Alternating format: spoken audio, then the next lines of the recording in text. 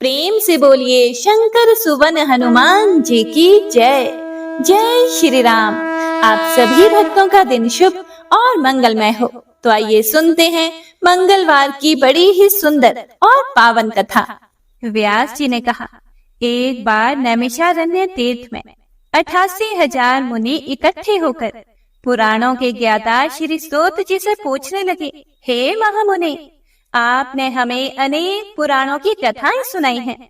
अब कृपया करके हमें ऐसा व्रत और कथा बताएं जिसके करने से और सुनने से संतान की प्राप्ति हो तथा मनुष्यों को रोग, शोक, अग्नि, सर्व दुख आदि का भय दूर हो, क्योंकि कलयुग में सभी जीवों की आयु बहुत कम है।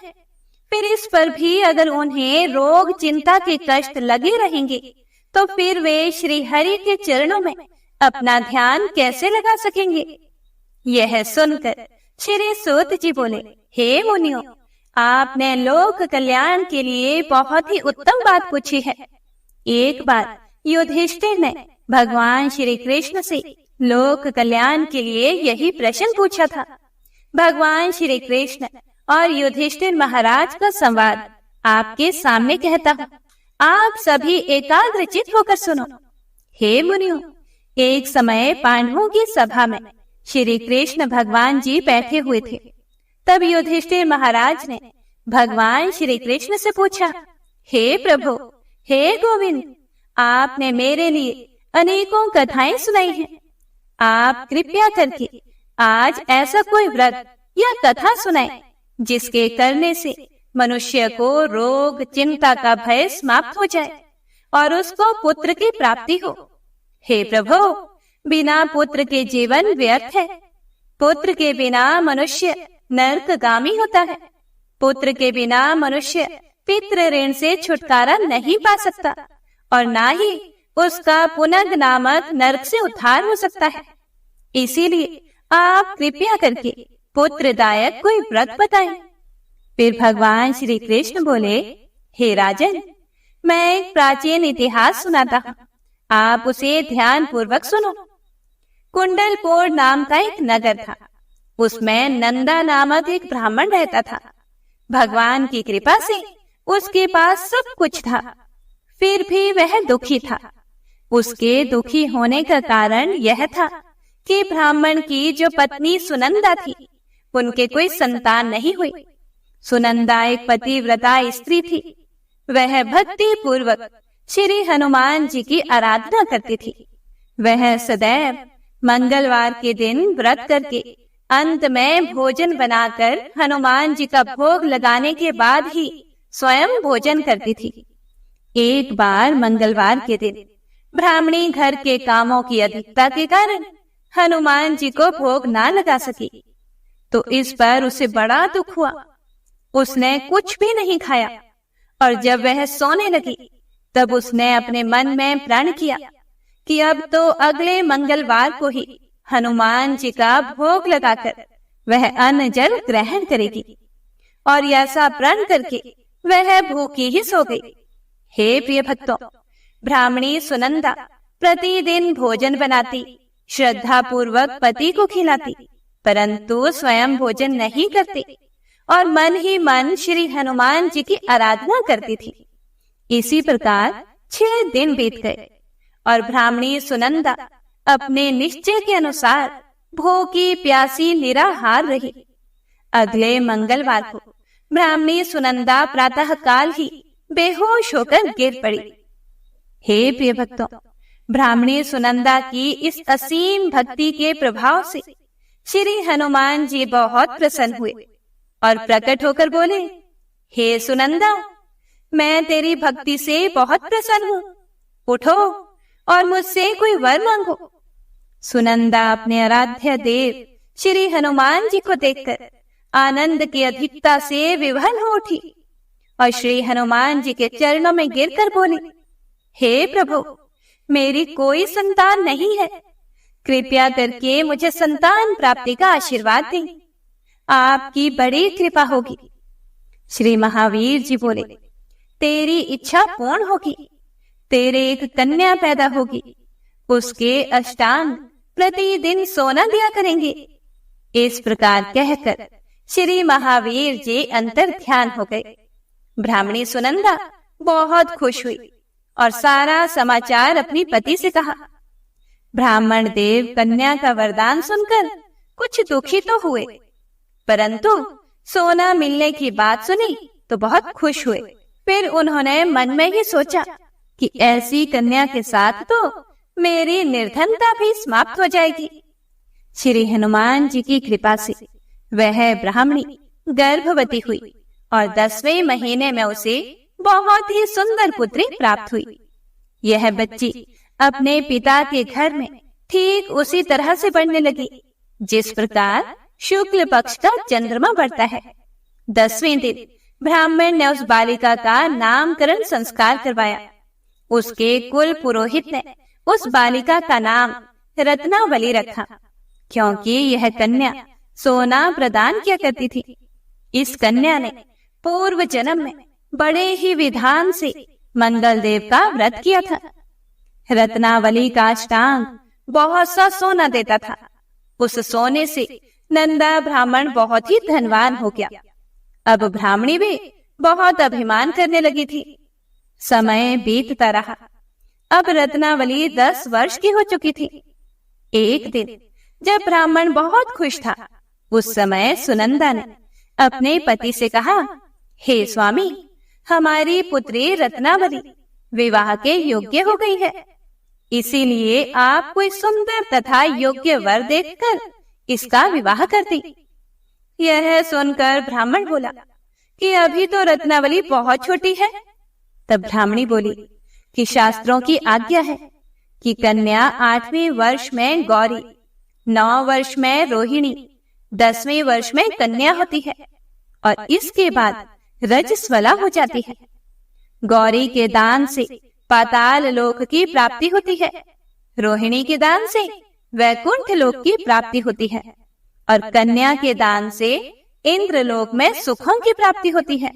हे स्वामी, अगर रजस्वला का दान किया जाता है तो घोर नर्क की प्राप्ति होती है। हे प्रिय भक्तों, आगे सूत जी बोले कि इस पर ब्राह्मण बोला, अभी तो रत्नावली मात्र 10 वर्ष की ही है, तो मैंने तो 16-16 साल की कन्याओं के विवाह करवाए हैं, अभी जल्दी क्या है। तब ब्राह्मणी सुनंदा बोली कि लगता है आपको तो लोभ अधिक हो गया है। शास्त्रों में कहा गया है कि माता पिता और बड़ा भाई रजस्वला कन्या को देखते हैं तो वह अवश्य ही नरकगामी होते हैं। तब ब्राह्मण बोला कि अच्छी बात है, कल मैं अवश्य ही योग्य वर की तलाश में अपना दूत भेजूंगा। दूसरे दिन ब्राह्मण ने अपने दूत को बुलाया और उसे आज्ञा दी कि जैसी सुंदर मेरी कन्या है वैसा ही सुंदर वर उसके लिए तलाश करो। दूत अपने स्वामी की आज्ञा पाकर निकल पड़ा। पंबई नगर में उसने एक सुंदर लड़के को देखा। यह बालक एक ब्राह्मण परिवार का बहुत ही गुणवान पुत्र था। इसका नाम सोमेश्वर था। दूत ने सुंदर व गुणवान ब्राह्मण पुत्र के बारे में अपने स्वामी को पूर्ण विवरण दिया। ब्राह्मण नंदा को भी सोमेश्वर अच्छा लगा और फिर शुभ मुहूर्त में विधि पूर्वक कन्यादान करके ब्राह्मण ब्राह्मणी संतुष्ट हुए। हे प्रिय भक्तों, परंतु ब्राह्मण के मन में तो लोभ समाया हुआ था। उसने कन्यादान तो कर दिया था, पर वह बहुत ही दुखी था। उसने सोचा कि रत्नावली तो अब चली जाएगी और मुझे इससे जो सोना मिलता था वह अब नहीं मिलेगा। मेरे पास जो धन था कुछ तो इसके विवाह में खर्च हो गया और जो शेष बचा है वह भी कुछ दिनों के बाद समाप्त हो जाएगा। मैंने तो इसका विवाह करके बहुत बड़ी भूल कर दी है। अब कोई ऐसा उपाय हो कि रत्नावली मेरे घर में ही बनी रहे, अपने ससुराल ना जाए। लोभ रूपी राक्षस ब्राह्मण के मस्तिष्क पर छाता जा रहा था। रात भर अपनी शैया पर बेचैनी से करवटें बदलते बदलते उसने एक बहुत ही क्रूर निर्णय लिया। हे प्रिय भक्तों, उसने सोचा कि जब रत्नावली को लेकर उसका पति सोमेश्वर अपने घर के लिए जाएगा तो वह रास्ते में छिपकर सोमेश्वर का वध कर देगा और अपनी लड़की को अपने घर ले आएगा, जिससे नियमित रूप से उसे सोना भी मिलता रहेगा और समाज का कोई मनुष्य उसे दोष भी नहीं दे सकेगा।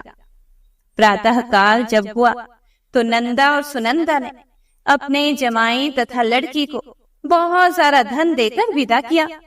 सोमेश्वर अपनी पत्नी रत्नावली को लेकर ससुराल से अपने घर की तरफ चल दिया। सूत जी बोले, हे मुनियों, ब्राह्मण नंदा महालोभ के वशीभूत होकर अपनी मति खो चुका था। पाप पुण्य का उसको कोई भी विचार नहीं रहा। अपने भयानक व क्रूर निर्णय को कार्य रूप देने के लिए उसने अपने दूत को रास्ते में अपने जमाई का वध करने के लिए भेज दिया, ताकि रत्नावली से प्राप्त होने वाला सोना उसे हमेशा मिलता रहे और वो कभी भी निर्धन ना हो। ब्राह्मण के दूत ने अपने स्वामी की आज्ञा का पालन करते हुए उसके जमाई सोमेश्वर का रास्ते में ही वध कर दिया। समाचार प्राप्त करके ब्राह्मण नंदा रास्ते में पहुंचा और रोती हुई अपनी पुत्री रत्नावली से बोला, हे पुत्री, रास्ते में लुटेरों ने तेरे पति का वध कर दिया है। भगवान की इच्छा के आगे किसी का कोई वश नहीं चलता। अब तो घर चल, वहां पर ही रहकर शेष जीवन व्यतीत करना। जो भाग्य में लिखा है वही होगा। अपने पति की अकाल मृत्यु से रत्नावली बहुत दुखी हुई। करुण क्रंदन व रुदन करते हुए अपने पिता से बोली, हे पिताजी, इस संसार में जिस स्त्री का पति नहीं है उसका जीना व्यर्थ है। मैं अपने पति के साथ ही अपने शरीर को जला दूंगी और सती होकर अपने इस जन्म को, माता पिता के नाम को तथा सास ससुर के यश को सार्थक करूंगी। ब्राह्मण नंदा अपनी पुत्री रत्नावली के वचनों को सुनकर बड़ा दुखी हुआ। वह सोचने लगा कि मैंने व्यर्थ में ही जमाई का वध करके इतना बड़ा पाप अपने सिर ले लिया। रत्नावली तो उसके पीछे अपने प्राण तक देने को तैयार है। मेरा तो दोनों तरफ से मरण हो गया। धन तो अब मिलेगा नहीं। जमाई वध के पाप के फल स्वरूप यम यातना भी भुगतनी पड़ेगी। यह सोचकर वह बहुत दुखी हुआ। सोमेश्वर की चिता बनाई गई।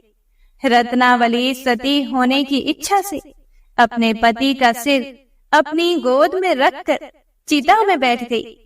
जैसे ही सोमेश्वर की चिता को अग्नि लगाई गई, वैसे ही प्रसन्न होकर मंगलदेव वहां प्रकट हुए और बोले, हे रत्नावली, मैं तेरी पति भक्ति से बहुत प्रसन्न हूं, तू वर मांग। रत्नावली ने अपने पति का जीवन दान मांगा। तब मंगलदेव बोले, हे रत्नावली, तेरा पति अजर अमर है, यह महाविद्वान भी होगा और इसके अतिरिक्त तेरी जो इच्छा हो वह वर मांगो। तब रत्नावली बोली, हे ग्रहों के स्वामी, यदि आप मुझ पर प्रसन्न हैं तो मुझे यह वरदान दीजिए कि जो भी मनुष्य मंगलवार के दिन प्रातःकाल लाल पुष्प, लाल चंदन से पूजा करके आपका स्मरण करे, उसको रोग व्याधि ना हो, स्वजनों का कभी वियोग ना हो, सर्प, अग्नि तथा शत्रुओं का भय ना रहे। जो स्त्री मंगलवार का व्रत करे वह कभी भी विधवा ना हो। हे प्रिय भक्तों, मंगलदेव ने यह सुनकर उसे तथास्तु कहकर वह अंतर ध्यान हो गए।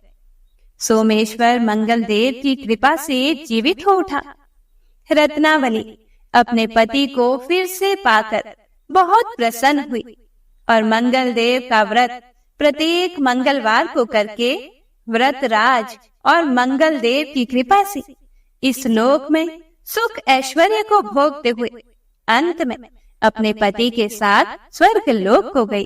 हे प्रिय भक्तों, व्यास जी मुनियों से बोले कि इस प्रकार जो भी स्त्री पुरुष विधिवत मंगलवार का व्रत करके व्रत कथा सुनते हैं, हनुमान जी उनके सभी कष्ट दूर करके घर में धन संपत्ति का भंडार भर देते हैं। शरीर के सभी रक्त विकार के रोग भी नष्ट हो जाते हैं। तो सभी प्रेम से बोलिए मंगल देव भगवान की जय। जय श्री राम। हरे कृष्णा। हे प्रिय भक्तों, आइए अब श्री राम नाम की महिमा का रसपान करते हैं। लंकापति रावण के वध के बाद जब अयोध्यापति प्रभु श्री राम की कीर्ति दूर दूर तक फैल रही थी और वह मर्यादा पुरुषोत्तम कहलाने लगे थे, तब एक दिन महादेव शिव की इच्छा भी मर्यादा पुरुषोत्तम श्री राम से मिलने की हुई। पार्वती जी को अपने साथ लेकर महादेव जी कैलाश पर्वत से उतरकर अयोध्या नगरी के रास्ते पर चल पड़े। भगवान शिव और माता पार्वती को अयोध्या आया देखकर श्री सीताराम जी बहुत खुश हुए। माता जानकी ने उनका उचित आदर सत्कार किया और स्वयं भोजन बनाने के लिए रसोई में चली गई। इसी बीच भगवान शिव ने श्री राम जी से पूछा कि आपके सेवक हनुमान जी दिखाई नहीं पड़ रहे। फिर श्री राम जी बोले कि वे बगीचे में हैं। शिव जी ने श्री राम जी से बगीचे में जाने की अनुमति मांगी और पार्वती जी का हाथ थामकर वे बगीचे में आ गए। बगीचे की खूबसूरती देखकर उनका मन मोहित हो गया। आम के एक घने वृक्ष के नीचे हनुमान जी दिन दुनिया से बेखबर गहरी नींद में सोए हुए थे और एक लय में खर्राटे से राम नाम की ध्वनि उठ रही थी। चकित होकर शिव जी और माता पार्वती एक दूसरे की ओर देखने लगे। माता पार्वती मुस्कुरा कर उठी और वृक्ष की डालियों की ओर इशारा किया। राम नाम सुनकर पेड़ की डालियां भी झूमने लगी थी और इनके बीच से भी राम नाम उच्चारित हो रहा था। शिव जी इस राम नाम की धुन में मस्त मगन होकर खुद भी राम राम कहकर नाचने लगे। हे प्रिय भक्तों, माता पार्वती जी ने भी अपने पति का अनुसरण किया और अपने कोमल पांव थिरकाने लगी। शिव जी और पार्वती जी के नृत्य से ऐसी झनकार उठी कि स्वर्ग लोक के देवता गण भी आकर्षित होकर बगीचे में आ गए और राम नाम की धुन में सभी मस्त हो गए। माता जानकी भोजन तैयार करके प्रतीक्षारत थी, परंतु संध्या घिरने तक भी अतिथि नहीं पधारे। तब मैया सीता ने लक्ष्मण जी को बगीचे में भेजा। लक्ष्मण जी तो स्वयं को भी श्री राम का सेवक ही मानते थे, इसीलिए बगीचे में आकर जब उन्होंने धरती पर स्वर्ग का नजारा देखा तो खुद भी राम नाम की धुन में झूम उठे। महल में माता जानकी परेशान हो रही थी कि अभी तक भोजन ग्रहण करने के लिए कोई भी क्यों नहीं आया। उन्होंने श्री राम जी से कहा कि भोजन ठंडा हो रहा है, चलिए हम ही जाकर बगीचे में से सभी को ले आए। हे प्रिय भक्तों, जब सीता राम जी बगीचे में गए तो वहां राम नाम की धूम मची हुई थी। हनुमान जी गहरी नींद में सोए हुए थे और उनके खर्राटों से अभी तक राम नाम निकल रहा था। श्री सिया राम भाव विहल उठे। राम जी ने हनुमान जी को नींद से जगाया और प्रेम से उनकी तरफ निहारने लगे। हनुमान जी प्रभु को आया देखकर शीघ्रता से उठ खड़े हुए और नृत्य का समम भंग हो गया। शिव जी खुले कंठ से हनुमान जी की राम भक्ति की सराहना करने लगे। हनुमान जी संकुचाए, लेकिन मन ही मन खुश हो रहे थे। श्री सिया राम ने भोजन करने का आग्रह भगवान शिव जी से किया। सभी लोग महल में भोजन करने के लिए चल पड़े। माता जानकी भोजन परोसने लगी। हनुमान जी को भी श्री राम जी ने पंक्ति में बैठने का आदेश दिया। हनुमान जी बैठ तो गए, परंतु आदत ऐसी थी कि राम जी के भोजन करने के बाद ही सभी लोग भोजन करते थे। आज श्री राम के आदेश से पहले भोजन करना पड़ रहा था, तो माता जानकी हनुमान जी को भोजन परोसती जा रही थी, पर हनुमान का पेट ही नहीं भर रहा था। सीता जी कुछ समय तक तो उन्हें भोजन परोसती रही, फिर समझ गई कि इस तरह से तो हनुमान जी का पेट नहीं भरेगा।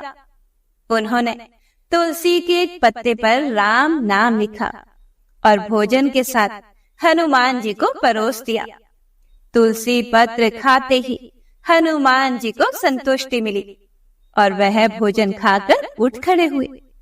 भगवान शिव शंकर ने प्रसन्न होकर हनुमान जी को आशीर्वाद दिया कि आपकी राम भक्ति युगों युगों तक याद की जाएगी और आप संकट मोचन कहलाएंगे। संकट हरे मिटे सब पीरा, जो सुमिरे हनुमत बलबीरा।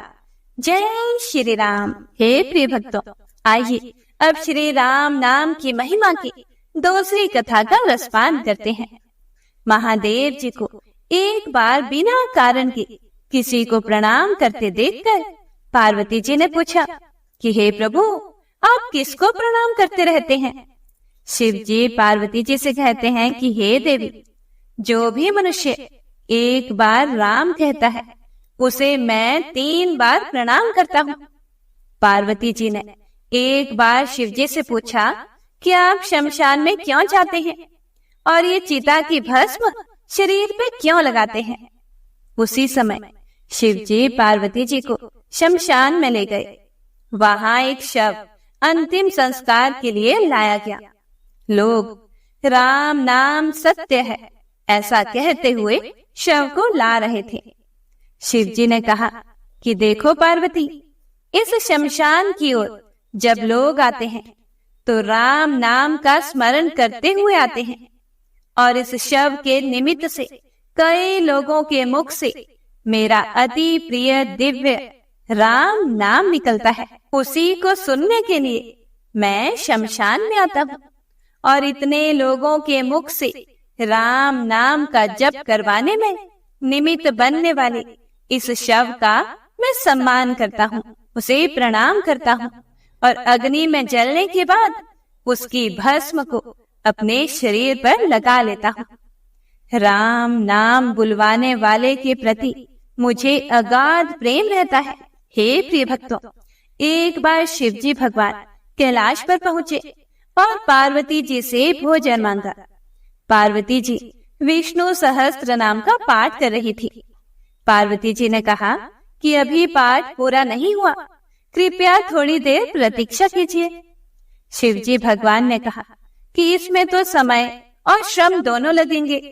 संत लोग जिस तरह से सहस्त्र नाम को छोटा कर लेते हैं और नित्य जपते हैं, वैसा उपाय कर लो। पार्वती जी ने पूछा कि वो उपाय कैसे करते हैं, मैं सुनना चाहती हूँ। शिव जी भगवान बोले, केवल एक बार राम कह लो, तुम्हें सहस्त्र नाम भगवान के 1000 नाम लेने का फल मिल जाएगा। एक राम नाम 1000 दिव्य नामों के समान है। पार्वती जी ने फिर वैसा ही किया। श्री राम राम रामेति रमे रामे मनोरमे सहस्त्र नाम ततुल्यम राम नाम वरानने। यह राम नाम सभी आपदाओं को हरने वाला, सभी संपदाओं को देने वाला दाता है। सारे संसार को विश्राम शांति प्रदान करने वाला है। इसीलिए मैं इसे बार बार प्रणाम करता हूँ। हे प्रिय भक्तों, भव सागर की सभी समस्याओं और दुख के बीजों को भूंज के रख देने वाला, अर्थात समूल नष्ट कर देने वाला, सुख संपत्तियों को अर्जित करने वाला, यम दूतों को भगाने वाला केवल राम नाम का जप है। इसीलिए प्रयास पूर्वक स्वयं भी राम नाम जपते रहना चाहिए और दूसरों को भी प्रेरित करके राम नाम जपवाना चाहिए। इससे अपना और दूसरों का तुरंत ही कल्याण हो जाता है। यही सबसे सुलभ और अचूक उपाय है। इसीलिए हमारे देश में प्रणाम राम राम कहकर किया जाता है। तो सभी प्रेम से बोलिए जय श्री राम, हरे कृष्णा। हे प्रिय भक्तों, सूत जी बोले कि हे मुनियों, एक अन्य कथा के अनुसार एक नगर में एक वृद्धा निवास करती थी। उसके मंगलिया नाम का एक पुत्र था। वृद्धा की हनुमान जी पर गहरी आस्था थी। वह प्रत्येक मंगलवार को नियम पूर्वक व्रत रखकर हनुमान जी की आराधना करती थी। उस दिन वह ना तो घर को लीपती थी और ना ही मिट्टी खोदती थी। वृद्धा को व्रत करते हुए अनेक दिन बीत गए। एक बार हनुमान जी ने उसकी श्रद्धा की परीक्षा लेने की सोची। हनुमान जी साधु का वेश धारण करके वहां गए और पुकारने लगे, है कोई हनुमान भक्त जो हमारी इच्छा पूर्ण करे? साधु की पुकार को सुनकर वृद्धा बाहर आई और बोली, आज्ञा कीजिए महाराज। साधु वेशधारी हनुमान जी बोले कि मैं भूखा हूँ, भोजन करूंगा, तुम थोड़ी सी जमीन को लीप दो। वृद्धा दुविधा में पड़ गई, क्योंकि वह तो मंगलवार को जमीन को लीपती नहीं थी। इसीलिए अंततः हाथ जोड़कर वह बोली, हे महाराज, लीपने और मिट्टी खोदने के अतिरिक्त आप कोई दूसरी आज्ञा दें, मैं अवश्य ही उसे पूरा करूंगी। साधु ने 3 बार प्रतिज्ञा कराने के बाद कहा कि तू अपने बेटे को बुला, मैं उसकी पीठ पर आग जलाकर भोजन बनाऊंगा। वृद्धा के पैरों तले धरती खिसक गई, परंतु वह प्रतिज्ञाबद्ध थी। उसने मंगलिया को बुलाकर साधु के सुपुर्द कर दिया। मगर साधु रूपी हनुमान जी ऐसे ही मानने वाले तो थे नहीं। उन्होंने वृद्धा के हाथों से ही मंगलिया को पेट के बल लिटवाया और उसकी पीठ पर आग जलवाई। आग जलाकर दुखी मन से वृद्धा अपने घर के अंदर चली गई। इधर भोजन बनाकर साधु ने वृद्धा को बुलाकर कहा कि मंगलिया को पुकारो ताकि वह भी आकर भोग लगा ले। इस पर वृद्धा बहते आंसुओं को पोंछकर बोली, उसका नाम लेकर मुझे और कष्ट ना पहुंचाओ।